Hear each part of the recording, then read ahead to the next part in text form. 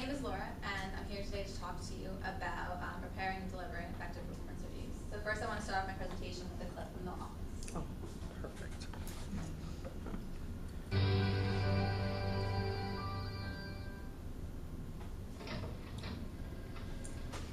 Pam, can I see you in my office?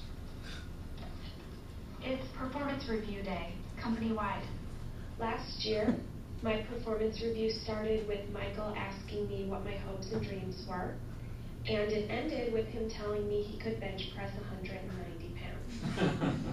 So I don't really know what to expect. All right, let's listen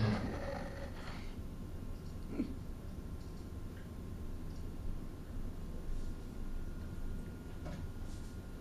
Okay, so the clip from the office is funny. First, Pam's review starts off by, or previous year's review starts off by her manager asking her about her hopes and dreams, and then it ends with him talking about how much he can bench press. Some of us may have had similar experiences with our performance reviews, that they're not really applicable to our actual job. Well, in fact, 65% of employees surveyed in a recent HR magazine survey said that performance reviews weren't relevant to their job duties. So why is this important to you? Well, as managers, you have to understand that employees have this perception of the review that it's not relevant to them. Reviews are tied to a lot of different aspects of your employee's job. So it affects the compensation, it affects their promotions and their terminations. So another point in the same exact survey is that effective reviews are a balance of negative and positive feedback and are forward-looking.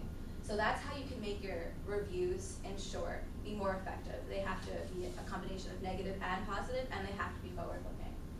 So through this course of my Lunch and Learn, you will understand the challenges and guidelines for writing the reviews. And it would help you as managers prepare effective performance reviews. So one challenge is rating scales. So a lot of companies or a lot of managers don't understand rating scales. There is no consistency between different organizations. So one organization can have 3 rating scales, bad, okay, good. Some can have up to 7. I personally like the one that has 4 rating scales, where it goes by below expectations, partially meets expectations, fully meets, and exceeds. Your below expectations people are the ones that you're better off without. They're kind of at the beginning of the end of their employment with your company. The partially meets, those aren't necessarily bad employees. You want to pull them out of the partially meets to get them into the fully meets. Partially meets could be an employee who's new to their position, an employee who doesn't know all of the company's policies and procedures, so they can't perform to your full expectations because they are new. And exceeds are highly promotable and outstanding employees. So why is it important to understand the rating scales? Does anybody know why it would be important? It allows you to judge everyone on an even playing field. Exactly, for consistency. That's the most important. If there's no consistency between the managers and across different departments or in the organization, or even just for yourself, if you don't have any type of consistency or reference point, then your reviews are no longer valid. So here is a quote that I got. Regardless of the number of points on a rating scale, it is critical that each level is clearly defined, used consistently by managers, and fits within the organization's culture. Another challenge is overcoming hesitations. So does anybody know why you may be reluctant to give feedback to anybody? Yes? You don't want to hurt their feelings? Yeah. Anything else? You don't want to be disliked. Yes. Another good point why you may be reluctant to give feedback is maybe you gave feedback previously to a different employee, and that employee either did a change or worse, they were hostile. Maybe you received feedback and you felt really bad about yourself, so you don't want to make somebody else feel bad. So the importance of understanding why you may have hesitations and giving feedback is so you can address it. My HR manager, Donna Shirley, has said that it is important to understand your hesitations and address them and put yourself in a place where you can address them and deliver effective reviews. So it's the end of the year, so we should be getting performance reviews soon. I actually just had my own today. Does anybody have any stories about bad performance reviews that you've received? Yes. I did not receive performance reviews. Okay, well, that's So bad. that's pretty Yeah, bad. that's bad in itself. Yeah. Well, it's just not even Oh, fun. sorry. I just haven't you asking the question, yeah? No, but rather than like a bad performance review, like it always seems like it can never be the best performance review. Like there's always like a certain line that it's like you didn't do the best you could do. Like it's always like they can't give you a 5-star. They always have to give you a 4-star or something like that because there's always room for improvement. I'm guessing. I don't know. Yeah. Yep. My manager doesn't really point out, she always focuses on the positives and doesn't point out any areas for improvement. It's Okay. always focusing on what's good and not telling you where you can improve. Yeah. Okay. So does anybody have any examples of good feedback that they've received, and why did it make you feel good? Well, I received my review today, and I walked out of my meeting and I was smiling and I was very happy.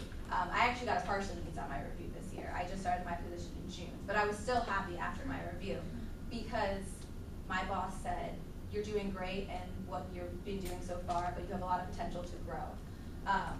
So the reason why I was happy in my performance review is because she talked about the future. She talked about other opportunities that I have to train. Even though I am partially needs, I have potential to be fully needs or even exceeds. So consider the sentence that I have here. This is an example sentence for a performance review. And consider the sentence when I talk about the next slide. So you always forget to communicate to the team and everyone is effective. So consider this. Okay, so guidelines. Don't editorialize. Don't use extreme words like always or never. Don't only cover recent events. Do be fast, be forward-paced, factual, clear, unambiguous, and reinforce feedback with tangible results. So does anybody see any issues with this particular sentence? Yes. Always forget. Yes, exactly. Another issue is that it has the word forget in it. So how do you know that this person forgot to do something? What if they just didn't want to do something? What if they were trying to sabotage your routine? You know, you can't assume that they forgot. So an issue with this sentence is that it's editorial. So this is how I would rewrite the sentence. You are diligent with project management. However, your communication style is a bit informal and leads to fragmented teamwork. So this sentence establishes credibility because it starts off with the positive, and then there's the however, the twist word, and then it goes into what they need to improve. So in conclusion, we identified challenges that you may face when you are writing your performance reviews. There are rating skills that you have to understand, and it has to be consistent between all of your reviews and all of the different organizations and departments within your company. And you have to understand your reluctance. So you have to understand why you may be nervous or why you may not want to be giving feedback so you can address that and tackle it. Don't let that lead to your demise. We've identified guidelines, so the do's and don'ts. So do be factual, do be clear, do be legal, and have evidence. Don't editorialize, and most importantly, don't do reviews only once a year. Feedback should be continuous throughout the whole entire year. And that's it. Thank you.